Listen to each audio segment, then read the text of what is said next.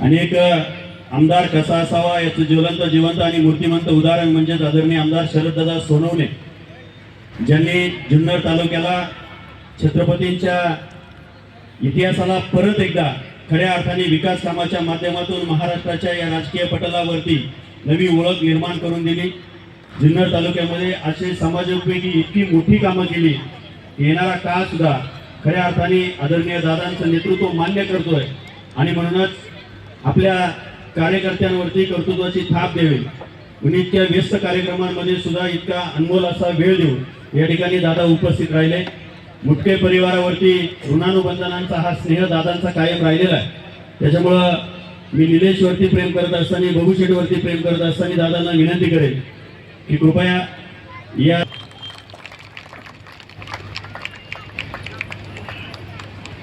हिंदवी स्वराज्याचे संस्थापक छत्रपती शिवाजी महाराज यांच्या स्मृतीला अभिवादन करून हिंदू हृदय सम्राट सरसेनापती बाळासाहेब ठाकरे, सन्माननीय भोसरी विधानसभेचे आमचे सन्मित्र आणि माझे जिवलग सहकारी आमदार सन्माननीय महेशदादा लांडगे, त्यांचे बंधू आदरणीय सचिन भैया या ठिकाणी कामगार नेते उपस्थित आहेत, शिवसेनेचे जिल्हा प्रमुख, उद्योजक, सभापती आणि अतिशय चांगल्या पद्धतीचा मित्र कसा असावा एक उत्तम उदाहरण म्हणजे भगवान शेठ कोकलकर। व्यासपीठावर आदरणीय निलेशजी मुटके, त्यांचे बंधू बबूशेठ, मोठे उद्योजक आणि दोन्ही माझे नातेवाईक आहेत, त्यांच्या मातोश्री व्यासपीठावर आहेत, त्यांच्या सौभाग्यवती आमच्या वहिनी आदरणीय माधुरीताई आणि खरं तर आपल्या सर्वांचं संजयराव नाव घ्यावं। विशेष म्हणजे या असलेल्या भागामध्ये स्थानिक मंडळी म्हणजे त्यांना आपण गाववाले म्हणतो, म्हणजे हे गाववाले लांडगे साहेब, त्यांच्या छत्रछायेखाली उभा असलेला सगळा हा मायबाप परिवार भाऊसाहेब इथं प्रस्तावित करतायत। दोन संजयराव उपस्थित आहेत, संभाजीराव शिरसाट, दुसरे आमचे मित्र प्राध्यापक संजयजी सूर्यवंशी, ॲडव्होकेट साहेब मंडळी आहेत, आमचे बंधू आदरणीय, त्यांनी कोरोनामध्ये खूप चांगलं काम केलं खरं तर भाऊसाहेब, ते आमचे दीपकराव आणि खरं तर सई तोलामोलाची मंडळी आमचे रोहितजी समोर आहेत।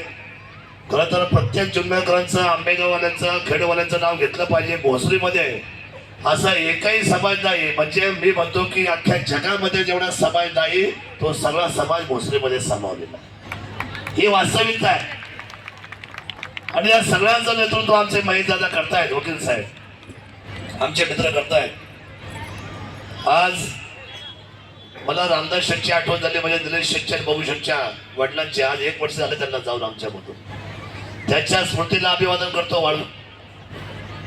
मी या कुटुंबाचा अतिशय रक्ताचा नातेवाईक आहे, जवळचा घटक आहे आणि खरं तर स्वतःचं गाव सोडून माणूस शहराकडे का जातो, का आली ही मंडळी आणि अनेकशी मंडळी का आली शहराकडे, तर प्रत्येकाने उपजीविकेसाठी आपलं साधन शोधलं। ही आपण सगळीची इथं मंडळी बसलेली आहात, ती आपापल्या प्रत्येक गावातून आज भोसरीमध्ये आलेल्या आहात, पिंपरी चिंचवड शहरामध्ये आलेल्या आहात आणि प्रत्येक जण आपली उमेद, आपली महत्वाकांक्षा घेऊन या शहरामध्ये पादक्रांत झालेल्या आहात, इथं विसावलेले आहात। परंतु या लोकशाहीच्या व्यवस्थेमध्ये प्रत्येक जण आपली महत्वाकांक्षा स्वप्न करून समाजकारणाचं काम करतो। छत्रपती शिवरायांचा जय जयकार झाला एकमेव राजांचा, त्याचं कारण असं आहे ज्यांनी खरतर आयुष्य फक्त समाजासाठी वेचलं, म्हणून राजे तर खूप झाले या भूमंडळावर, परंतु एकाच राजांचा जय जयकार होतो, छत्रपती शिवाजी महाराज की। हा जय मात्र त्यागाचा आहे आणि त्यागाशिवाय माणसाचं आयुष्य घडत नाही, समाजामधून समाजाला घडवावं लागतं। आणि म्हणून आज निलेशजी मुटके आणि त्यांच्या सौभाग्यवती, त्यांचे बंधू, त्यांचे सर्व परिवार, मी समाजाचं काहीतरी देणं लागतो म्हणून या मातीमध्ये आज तुमच्या सेवेसाठी ही मंडळी उपस्थित आहे। आणि मला खात्री आहे ती जी मनीषा ती त्यांची महत्वाकांक्षा त्यांची इच्छा आपल्या प्रती आहे त्या आपुलकीच्या भावाने ते तुमच्या समोर जे समरस झालेले आहेत या मंडळींना आई तुळजाभवानीचा आणि तुमच्या प्रत्येकाच्या हातातला आशीर्वाद त्यांच्या डोक्यावर असावा अशा पद्धतीची भावना मी आज या निमित्ताने व्यक्त करतो. आपण तो आशीर्वाद त्यांना दिला पाहिजे. आणि खरं तर आयुष्यामध्ये घेणाऱ्यापेक्षा देणारा हा सक्षम असतो. तुम्ही फक्त एकदा द्या तो आयुष्यभर देईल हा विश्वास माझा आहे. एकदा तुम्ही दिला पाहिजे. शेवटी जेवढं काही दान आहे त्या सगळ्या दानामध्ये मतदान हे सगळ्यात पवित्र दान आहे. त्याची किंमत कधी होऊ शकत नाही कारण त्याने निर्णायक व्यवस्था उभी राहते. तुमच्या एका मताने जी माणसं घडली त्यांनी लोकशाही उभी केली. डॉक्टर बाबासाहेबांच्या घटनेचा आणि त्यांच्या असलेल्या व्यवस्थेचा सुंदर असा भारताचं स्वप्न पुढे घेऊन चाललोय आपण सगळे मंडळी. शेवटी प्रत्येक माणसाला अधिकार आहे. प्रत्येक जात धर्म स्वराज्यातले प्रत्येक घटक आणि प्रत्येकाला वंचिताला उभं करण्याचं काम या स्वराज्यामध्ये छत्रपती शिवरायांनी केलं. आणि म्हणून आमच्या दिनेशराव आणि त्यांच्या धर्मपत्नी आज तुमच्या पदरामध्ये मी द्यायला आलोय आणि आपण त्याला निश्चितपणे बळ द्याल अशी अपेक्षा व्यक्त करतो. आपल्या सर्वांच्या साक्षीने तुमच्या प्रत्येकाची स्वप्न पूर्ण करण्याची जबाबदारी आमच्या सर्वांची राहील. एक दादा इकडे आहे तर दुसरा दादा इकडे आहे का. महेश दादा भोसरीत आहे तर शरद दादा शिवनेरीकडे आहे. पण दोघांची मैत्री ही सतत महाराष्ट्रामध्ये चर्चेचा विषय राहिलेला आहे.